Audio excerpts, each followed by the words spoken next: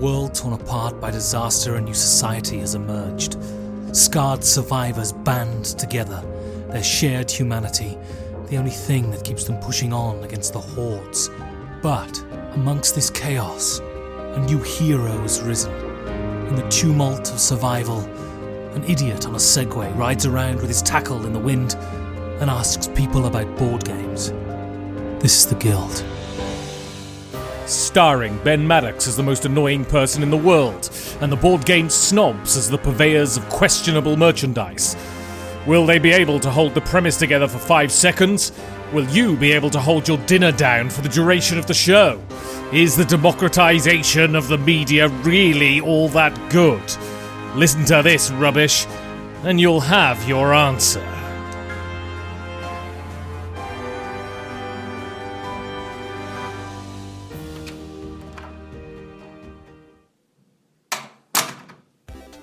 You know, this is amazing. I thought with the apocalypse and us going back, that we went back in time to humanity's sort of primitive days, but I didn't think we went back as far as the VHS video shop. I mean, how come I've never seen this video shop on the compound before? Is this a new thing? Mainly it's for entertainment purposes.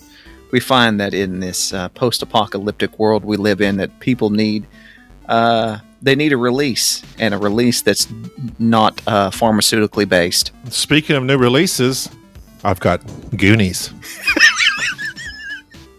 Have you seen Goonies? So, I have no idea what Goonies is. Oh. Explain Goonies to me. Oh my god! Do you know Indiana Jones? Of course, right? Does he live on the compound? In the VHS world, yes. The problem is you have to realize that part of my indoctrination into the leader's inner circle is that my mind was wiped. So any pop culture knowledge that I have has been completely eradicated. So you're gonna have to help me and remind me. So this Indiana Jones, is this a sort of a deep romantic melodrama about a divorce or something like that? It could be, but it's mostly about adventure with Nazis. That sounds like a hell of an adventure. Are they fun, these Nazis? Do what? Are they fun? History says no, but Indiana Jones made it so. So the Goonies, going back to them. So I understand your mind has been wiped. What we're trying to reestablish is entertainment. Or do you do things to entertain yourselves? We just stumbled upon this compound. I can start right now. Is there anything besides just the nurse keeps telling me I shouldn't do it in front of other people.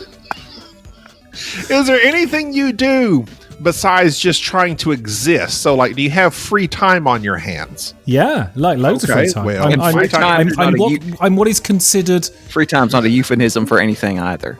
Well, I was told by one of the higher ups. They gave me a great title. They called me what was it he called me again? A fucking moron, and said I shouldn't touch anything for fear that it'd explode. So basically, I've got loads of free time. So apart from all the wanking, you're gonna love the Goonies.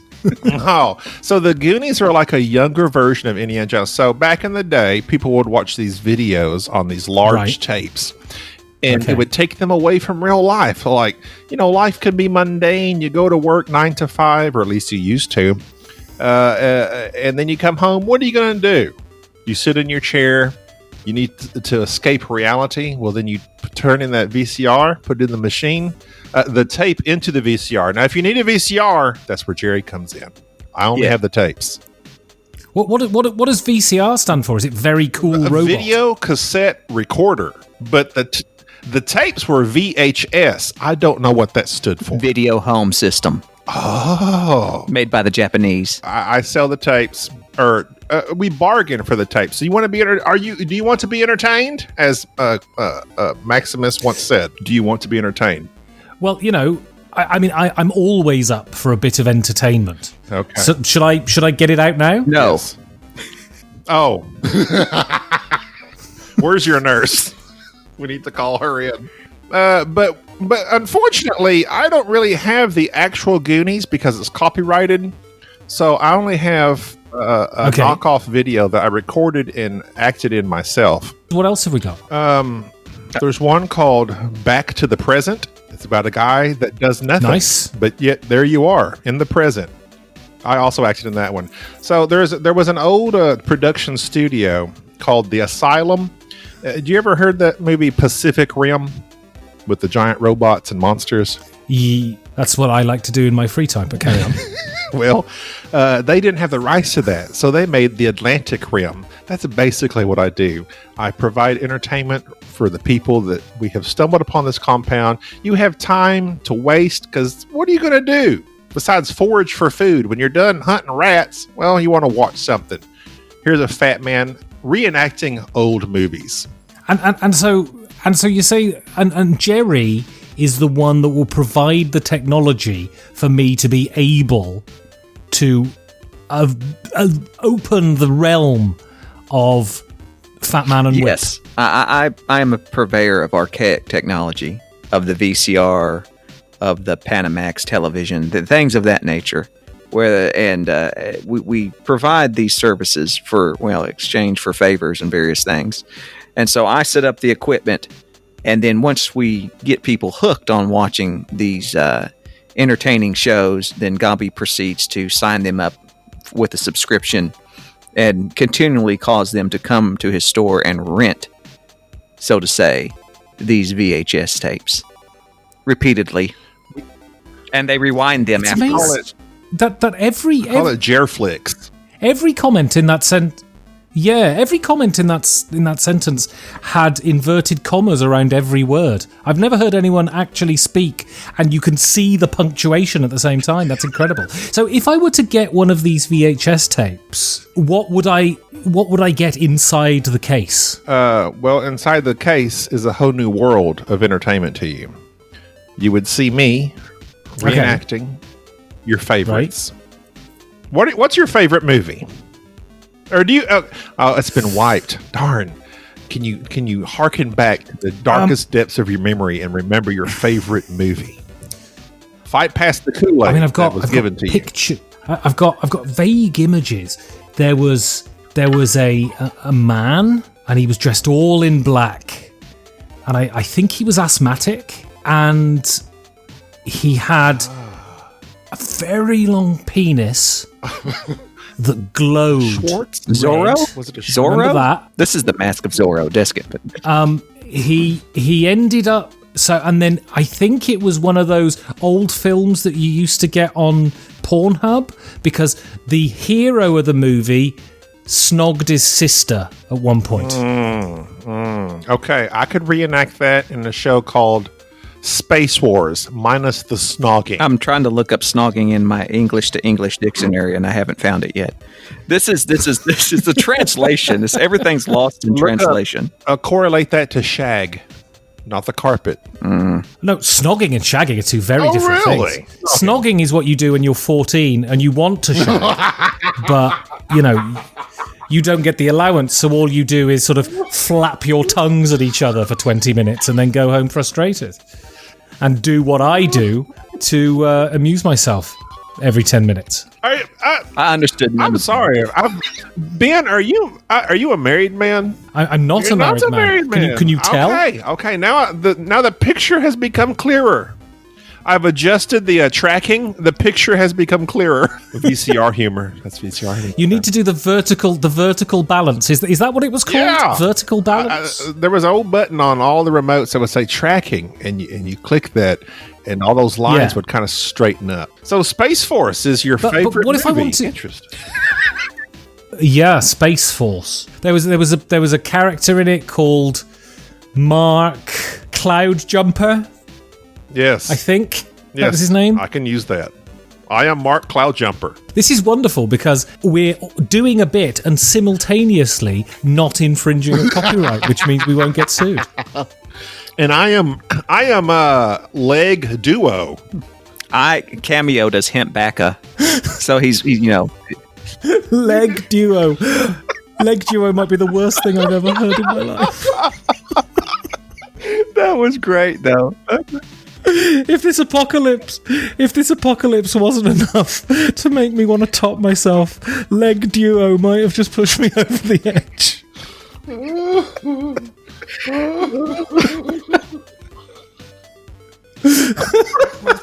Anyway, I don't know if you're I don't know if you're familiar with what I do on the compound, the sort of only thing I do. So basically, because I'm I believe this is a term of great endearment, fucking moron, I go around on my Segway and without wearing clothing, because, I think that makes me more approachable, less stentorian.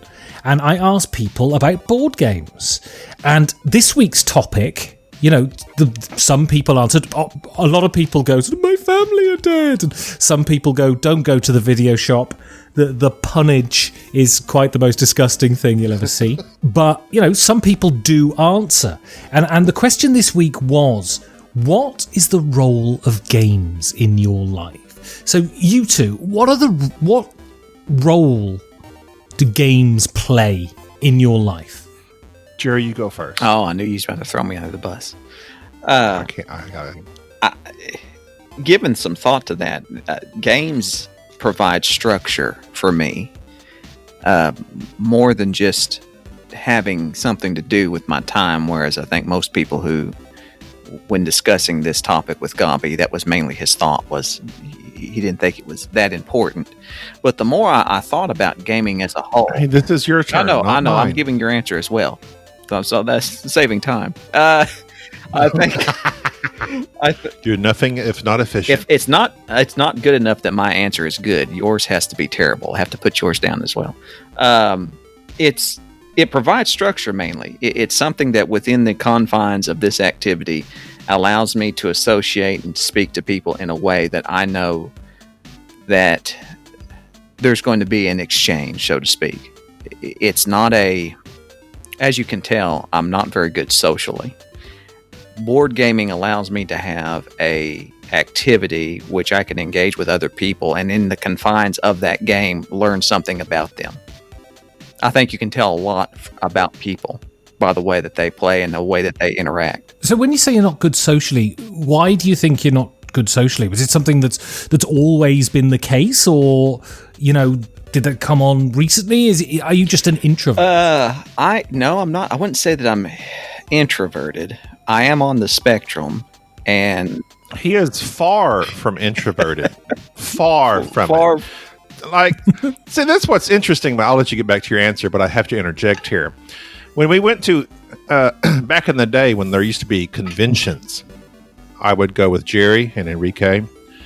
We would get on an elevator. I'm the type of person, I get on an elevator, I am socially shy. Like, I don't talk to strangers. Unless you get to know me, I'm very quiet. Most people think I'm extremely quiet. The shy guy. We get on an elevator. Jerry's like chatting people up just based upon their name tags and cracking jokes. He loves attention. But yet then he claims these other things about himself. Right. It's not so much attention. It's to answer. Pshaw. It's creating the environment in which I feel comfortable. And to answer your question, Ben, like I said, I was on the spectrum growing up. I was homeschooled. I just didn't have a whole lot of interaction with people. And I have found that whenever I'm talking to somebody, I have a very narrow view of what constitutes a successful interaction with a person. I feel like if I can make them laugh, or they give me these cues that make me feel as if they were not super uncomfortable with this conversation, then this was a worthwhile conversation. It was something worthwhile. It's worthwhile interaction. The same is true in board gaming. I have found that when gaming with somebody, I enjoy the game if they are enjoying it. If the person is enjoying the activity, it means a lot, even though I might not necessarily be too keen on whatever it is we're playing. But just that it provides me a foundation and just a boundaries, more than anything, boundaries for which I can always lean on and not encroach on. I remember a podcast that you did with Dan Hughes, of all people, if he's even still alive. Well, obviously, Dan might be your nurse. Well, he's Dan might be that nurse. So he's a zombie. So I thought Dan was that nurse you were referring to earlier. He's no longer alive, but his Patreon is. Yeah, absolutely. Not that he likes it. He doesn't like to talk about it. Y'all did a podcast. Oh, I can't remember when he was a guest on your show, and y'all discussed difficult people in gaming groups, and that was a great topic, because I think a lot of people who socialize more so going to local game shops and all that, you come across these ones that are very difficult to socialize with. I am very much one of those people. I try my best to come across as not one of those people, but being in a crowded area or around people I do not know, my first instinct is to try to, I don't say establish dominance, but I'll use that term. But essentially, every time do you have very, very big cheek? Every time he comes over, he requires me to roll over and he can scratch my belt. Right. Basically, make sure that these people we're on the same wavelength. That I want to feel comfortable, and I want them to feel comfortable. And I have a very weird ritual that I go through when I meet people that I know rubs some people the wrong way. So that's kind of, as Gaby can attest, you either really like me or you really hate me. I do both often at the same time. And there is that back and forth sometimes, that love-hate relationship. But that's just because of my own personality. He often doesn't. He can't read emotions. That's what makes him unique. So when he makes me angry, it's as if he doesn't care. He just keeps on, because he doesn't get that I'm angry. Or when he says something super mean and I respond with a sarcastic remark, he doesn't get that either. So that's a part of his So might I suggest something? Please do. Might I suggest something that... Yes. You say that, because he doesn't respond to your emotions, so it seems as though he doesn't care. It would seem so. Have you ever entertained the idea that he doesn't care? I used to, but as I have said previously on our own podcast, he has shown me in other ways that he does care. It's just on the small scale of things he doesn't like. Me and Jerry are like, what? I don't know if can you say yin and yang? Yeah. I mean, I don't know. I can. I'm not going to, but I can. Yeah.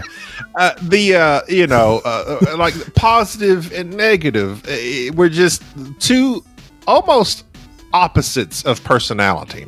I am shy, reserved, socially. I'm super emotional. I didn't ever think I. Go ahead. I didn't ever think I was until I met Jerry, and he just evoked so much anger in me. I learned that I was emotional. Jerry is not shy. He will speak to whoever. He will crack jokes with complete strangers. And I'm like, why are you talking to these people? He will say things that make me uncomfortable and feel awkward. But he just doesn't care. He doesn't have that filter in him. I'm the opposite. Now, once we become familiar, I'm good to go. I will speak more freely. But also I will express emotion more freely. Whereas Jerry is always the same. Jerry is always the same. He's always on the same level of emotion. Whereas me, I have peaks and valleys. The word you're looking for is stable. I'm stable. You stable. A very stable genius, by any chance? He would definitely call himself a genius, and he has many times. Self-esteem is not his issue. And so do you find that games facilitate your friendship in that if you had to focus solely on each other without the distraction of something on the table, that you'd end up strangling each other? I have told Jerry on previous occasions that if we had come across each other in normal circumstances, no, I don't think I would like him. And I would agree with that, both that he wouldn't like me and that I probably would not like him. We as he brought out. And so how did you meet Bubba, who is everybody knows Bubba, the purveyor of all. He's like a philosopher, and I'm sure that Bubba is still out there in this post-apocalyptic world, writing poetry and showing up when anybody requires and code. Yes, sage advice. But he was a mutual friend that we just we didn't know each other. We just both knew Bubba. And then one day in speaking to Bubba, he mentioned to me that he knew somebody else that played quote unquote those weird board games as well. And he got us together, and next thing you know, we realized that we had both fell down the same black hole that is modern board gaming. We both had similar collections, and it just worked out. Our taste in games is strikingly similar, but our personalities are polar opposite. Jerry, and so how long did it take for you? Carry on. No, I was just gonna say, yeah, Jerry, I just laugh. Like I will laugh at a lot of things, and Jerry just looks at me like, "What are you laughing at?" Like he just doesn't get it. Well, he laughs he laughs because he doesn't want to deal with anything serious, and that's his deep-seated personal problem. That's true as well. Yes, I have many issues relating back to my father. Have you ever looked at life? If you take anything seriously, you're doing it wrong. That's why I drink. See, Jerry. Ah, yes. And so, Gaby, what role do they have in your life? Oh, see. Is it a similar thing? See, whereas Jerry is very eloquent and he knows big words, I don't. So I was trying to think about this as Jerry was speaking, even though I made him go first, so I could think about it even further. And still, yet I'm at a loss of words. You're rambling. I'm rambling. I would say I'm cheating. I'm cheating right now. I have a micro view and a macro view. My micro view would be, that's the small one, right? The zoomed in approach. Micro is the small one. Macro is the big microscope. One. Gotcha. My opinion would be similar to micro penis. Okay, well, let me go to macro then. My micro view would be... hold on. I drank too much beer and I've got to burp. Such eloquence. Sorry. Where are you getting beer in the post-apocalyptic world? Rats die, and apparently their fur can become what is that? Fermented rat fur. Good. Yeah, sucker. Haven't you heard of the rat sucker? That's the brand. Bloody rat sucker. You traded. Bloody's like a bad word, isn't it? You traded weekends at Bernie's for a case of rat sucker. Bad rat sucker. Exactly. So my micro view of gaming would be similar to Jerry's, that it is a good way to, especially with strangers, like in cons and stuff, you just getting to know people. You can kind of get to know their personalities by the way of their gaming, how they act during gaming, or with your friends. It's always something nice to do. It's just a social thing. But especially with me and our specific gaming group, which we focus on for the podcast, is me, Jerry, and Enrique, it is something that brings great joy to me. It is, but the macro view of it to me is, this is my opinion. I do not put my opinion upon others. The macro view of gaming is it is something of luxury and privilege that when you have the time for it, it's nice to do. But in the scope of life, it doesn't matter. I was thinking about the only time I actually enjoy gaming is when everything seems to be going okay for me personally in my life. If things are going on, for instance, I've discussed this on our podcast, but a year, no, how long has it been? A year ago, my mom died.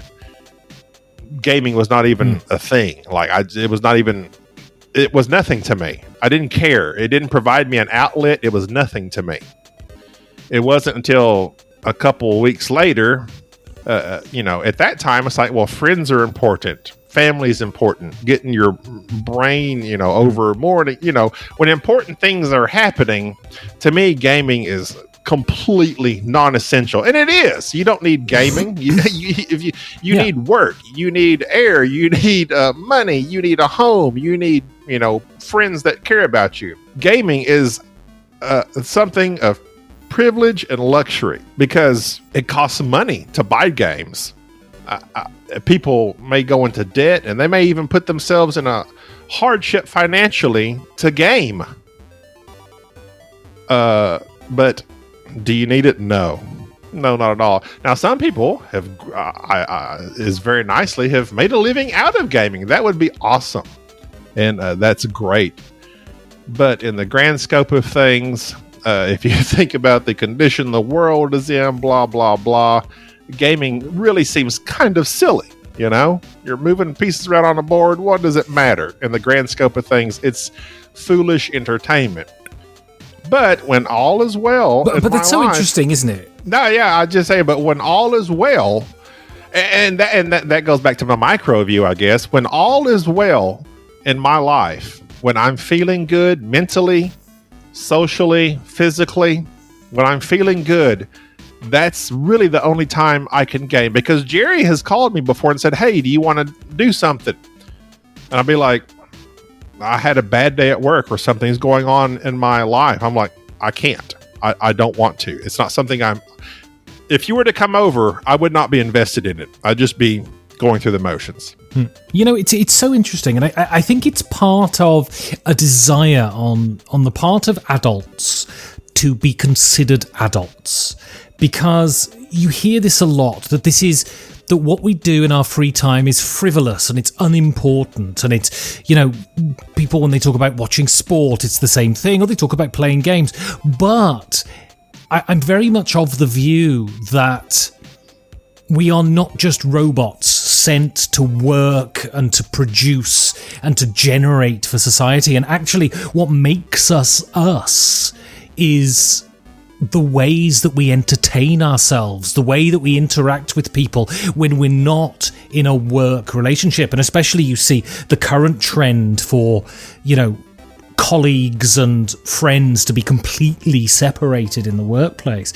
And I think it's a sign of wanting to be thought of as an adult to say, what I do in my free time is pointless. But that is who we are. Right, as much as what we do. Right, and I would interject that I'm completely the opposite of Gaby in that realm of, he expressed that when he's feeling great, that's when he wants the game. I'm the exact opposite. When I am feeling at my worst is when I want to be doing something that isn't work or that's gaming related. And I would also argue that gaming is not necessarily board gaming, but entertainment is a necessity to one's mental health and to one's creativity. I think that what we see in the world today is a lot of people who focus on whether it be their job or whatever activity that they have that they view as work.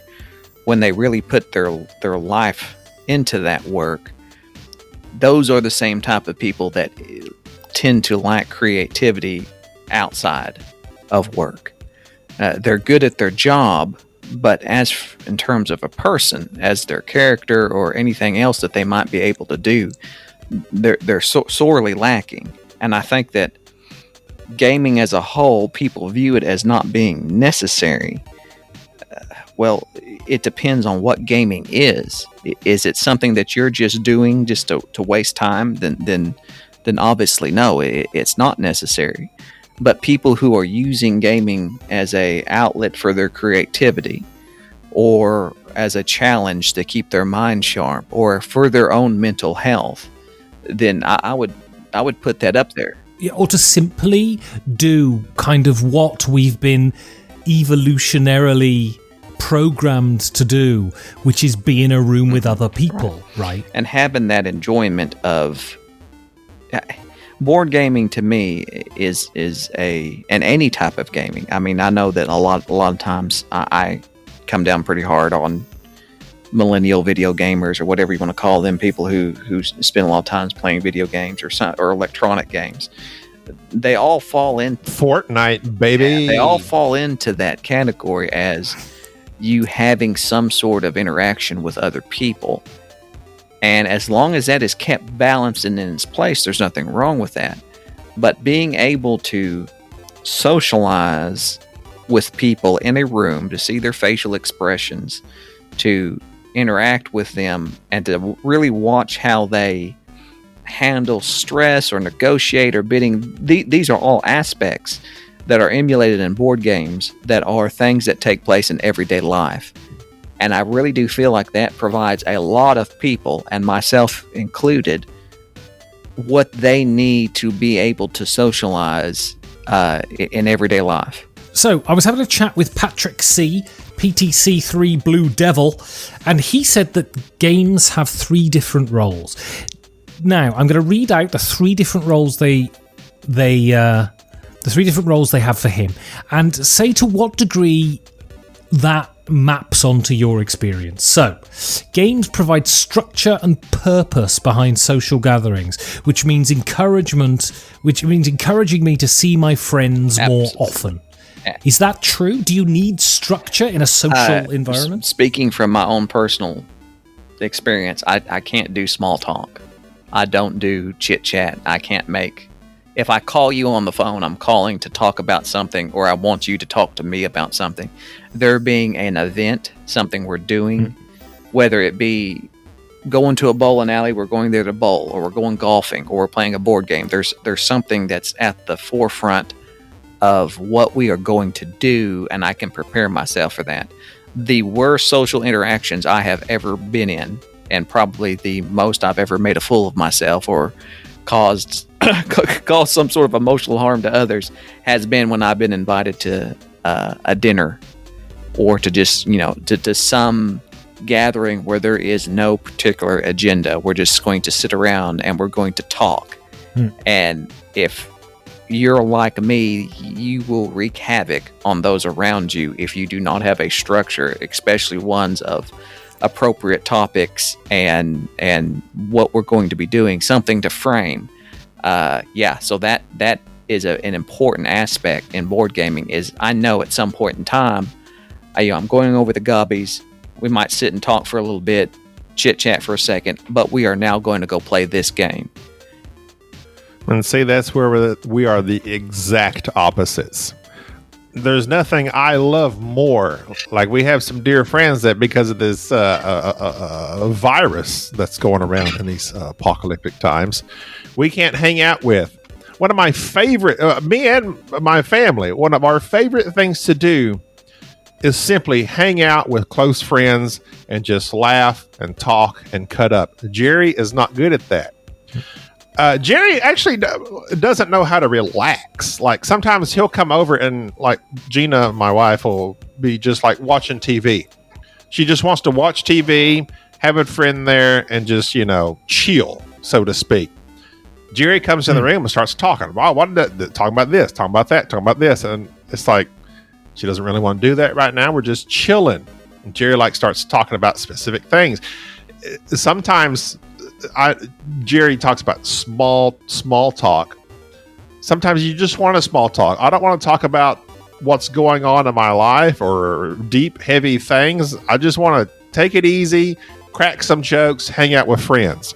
And again, that's why me and Jerry seemingly would not be friends, but miraculously we are, because just hanging out, Jerry is called just hanging out. I can relax. It just takes a Xanax. No, takes a Xanax and 4 fingers of scotch. I can relax. Well, yeah, and then you're taking your clothes off too. Everybody has a fun time. But I'm the exact opposite. Games, they are nice to have as a. I like game, especially in a social situations, maybe a party game. Because most of my friends outside of my close-knit gaming group aren't going to play anything other than, what's the one everybody plays? Oh, any sort of party game. I can't even think of a name right now. Right. Time's up. Russian roulette. Yes. Time's up. Big hit. Russian roulette. Great hit. But other than that, you might have that as a fallback. Code names. If we're sitting around talking and they're like, well, do y'all want to do something else? Sure, let's play code names. It's just a backup to me. It doesn't necessarily provide structure to me. But again, that's why I said, and going back to Jerry's thing, and that's why I said in my feelings of games, my feelings of games are different than Jerry's, because Jerry does. In fact, Bubba will call me and say, has Jerry called you up about playing games lately? Because he's stressed. He needs to play some games. That's so different than like me. If I'm stressed, I don't want to play games. I guess I drink heavily. I don't know what I do. But TV, I love TV and movies. That's why I have a VCR shop now where I reenact my own movies, because I love that. That's my, if I had to go to my true escape, it would be movies. And here at Gangbusters, we appreciate your business. So his second one, he said, games are a shared interest with my wife to help us reconnect and spend quality time together. This doesn't sound like this serves as a function for your gaming at all. No, I do appreciate that. I do like gaming with people who have a shared interest in the game. Like, there's nothing worse than that. That's important, I feel, for who you're gaming with, because I take board gaming very serious. And what I mean by that is, when I play a game, and I'm often griping at Gaby about this and whoever else that we're playing, is that when I'm playing a game, I am playing to win until the game is over. The game is a contract to me, which when I am sitting down to play, I'm guaranteeing you I'm going to put my best effort forward. I'm going to pay attention. I'm going to do my best to play within the confines of the game. I'm not going to let you win. I'm not going to do anything that's going to ruin the game, so to speak. And that includes, I'm taking it seriously. I'm actually thinking about and trying to do my best to make the most, to do my best, and not only in terms of strategy, but also for the experience of the other players. And so that, in terms of connecting with people, I take that very serious. And I get terribly frustrated when I play games with people who do not have that same mindset. There's a friend of mine who is a structural engineer. He has a brilliant mind, and he would just be one of those people that you would just assume would really be into solving puzzles and handling logistics and things of that nature. He is a terrible board gamer because he does not buy into that. He doesn't value the time or place value on the game itself, and he just ruins the experience. He's one of the worst people to play board games with, and he himself has confessed that he just doesn't like it. He'll play with you, but at the same time, the experience is solely just by his presence, and that's why he's dead in the post-apocalyptic world, because why would we need structural engineers? Absolutely. So I have this theory, and I'm not one to talk, really, because the history of my love life has basically been a complete disaster. But how important, do you think it is, if you're in a long-term relationship with someone, that you have things that you do apart? Is that important, or should you do everything together? I think that's very important, that you not share every experience together, that there be things that are yours and things that are theirs, and to have their own projects or passions that you can sit back and maybe not. Yeah, you can sit back and admire in some cases, or just be supportive of. My wife, she plays the piano and does various other little projects that she's very good at, that I have very little interest in, but I see the value of it. And I think that having that separation of interest is important. She tolerates all of my, very reluctantly, she tolerates all of my board gaming and other friends. Yeah, well, no, no, but I think that that's wise, because it also puts a nice restraint on me, because if I was single, I would be one of those people that would have a basement full of 3,000 games and collect them and sit around, every day after work and just play board games all day long, and that would not be healthy. Well, that's why me and Gina, I would almost say, other than our love and some other, just things that go, I guess, beyond the realm. I don't beyond the realm of existence. I don't know. We have nothing in common. Me and my wife have physically, like, she doesn't like the same movies I do. I start watching Star Trek. She calls it my silly sci-fi shows. My games are, trivial to her. She loves this. I do not mean this in a, I don't know how this is going to sound. My wife loves to take care of the house. She loves to clean. Every time Jerry comes over, every time we podcast, there's a running joke that she starts vacuuming. She's always doing stuff. She has that, I guess they call it nesting, even though we're in our 22nd year of marriage. That's what she loves to do. She gets it from her mother. Her mother is one of the hardest workers I know. If she's awake, she's working. And that's what my wife loves to do. She's always doing something around the house, around the yard. If she's not doing that, she's probably asleep. But yet we have this bond that goes beyond that. We still love each other deeply. We hang out. I still make her laugh because I'm hilarious. And she just laughs at everything I say. She does love to dance. So we'll dance every now and then. We put on some country music that she likes and we dance.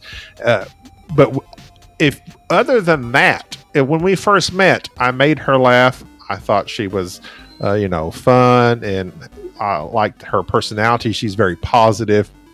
But I mean, I guess other than that, I'm trying to think. I don't know that you say physically we don't have anything. Well, physically, yes, she's pretty. I'm big and fat, but we're almost like King of Queens. You ever seen that show?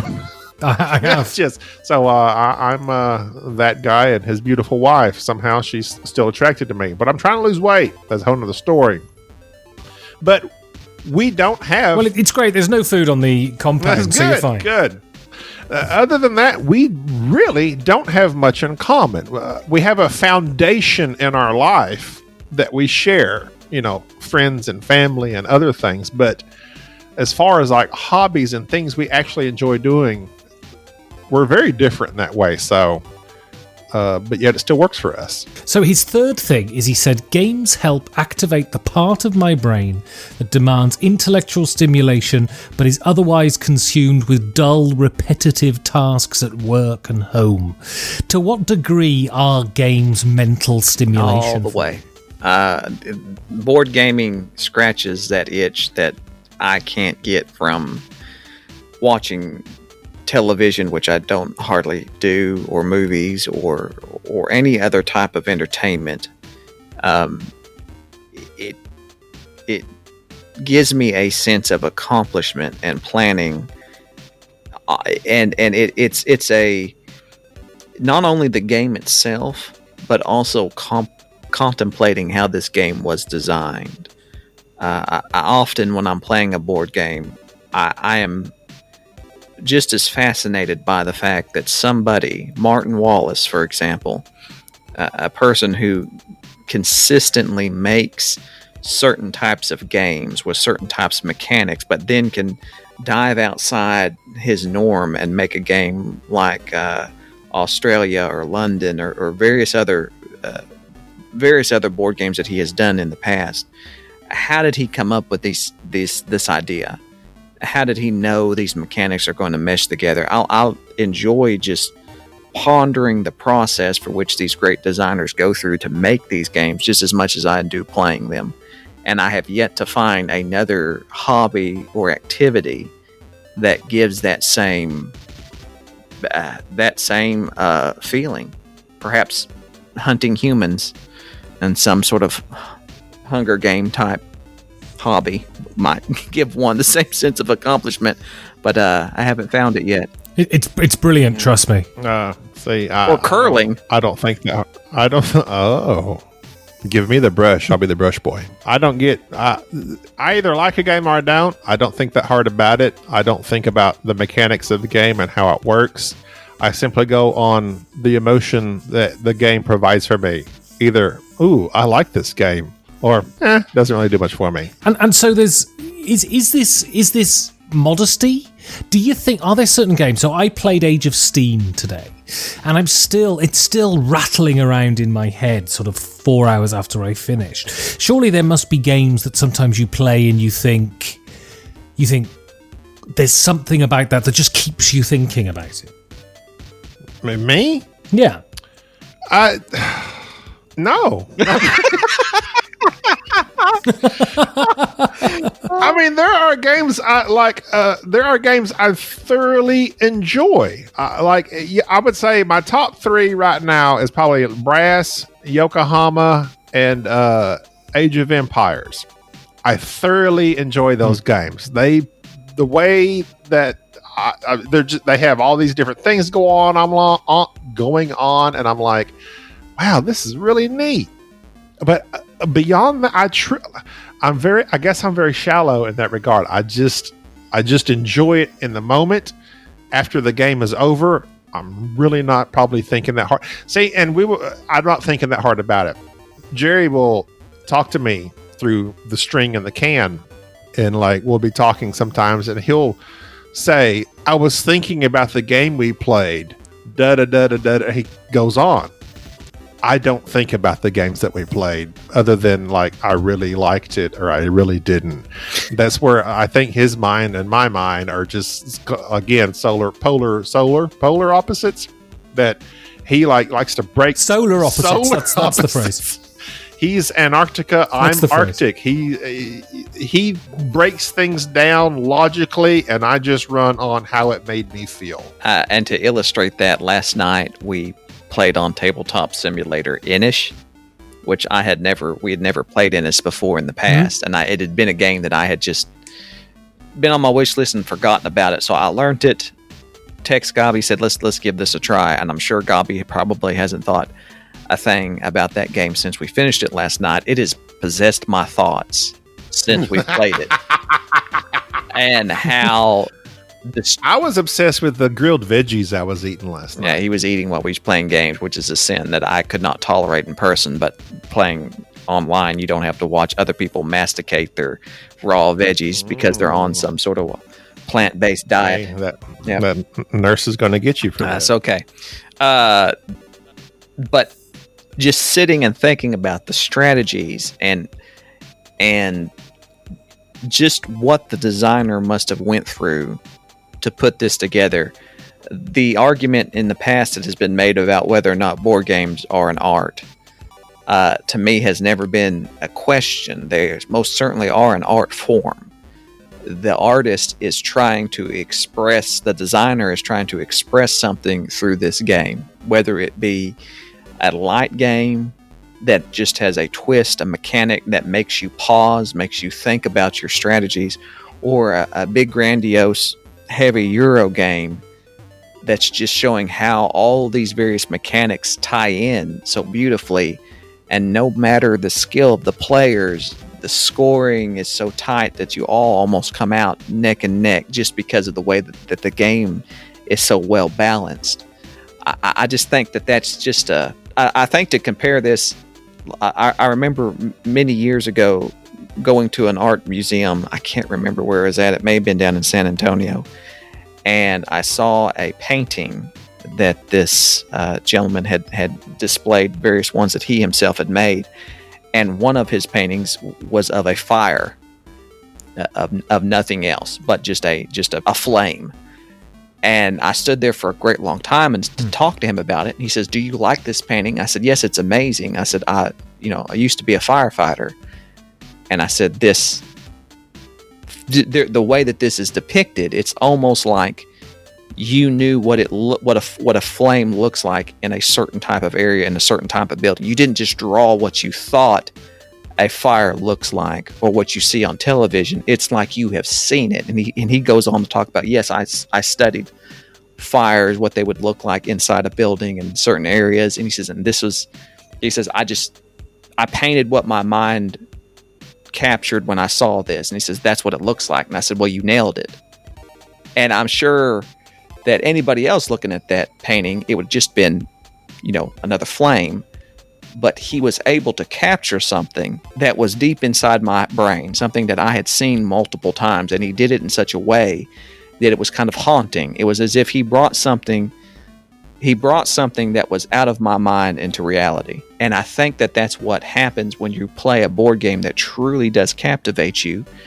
Those mechanics and those thoughts, the designer is able to capture those in such a way that whether it's on a chemical level that's just getting that dopamine going in your brain, or it's just that process that you desperately enjoy doing every day, that satisfaction you get from seeing this from A to B to C to D, and it produces this thing, and you take this cube and you move it over here. That whole situation as a whole just captivates your mind, and to see that physically, to touch it, and to see the artwork and the theme and everything come together, that is art. And I think that when that happens, that is a very special thing. And when you can experience that with other people and they feel that same way, that's just something that you can't capture every day. Well, that was absolutely enlightening. But now we've discussed that, and we're back in the video shop. Welcome. While the idea, and I've been here for almost an hour, so sorry, I have a short memory span. I know I'm fairly unobtrusive, but I was wondering, no surface. If I get a copy of Pretty in Purple. Oh yes. Could I also get some crack with it? How much? Enough to make me forget everything I've done. Now, there is a difference. Do you want crack cocaine or plumber's crack? I can supply one of them. Will Ben ever put his bloody clothes back on? Will the snobs decide whether they're running a knockoff movie palace or a crack den? Will future generations listen to this and doubt the validity of the species as a whole? Find out on another classic edition of The Guild. Definitions of the word classic may vary.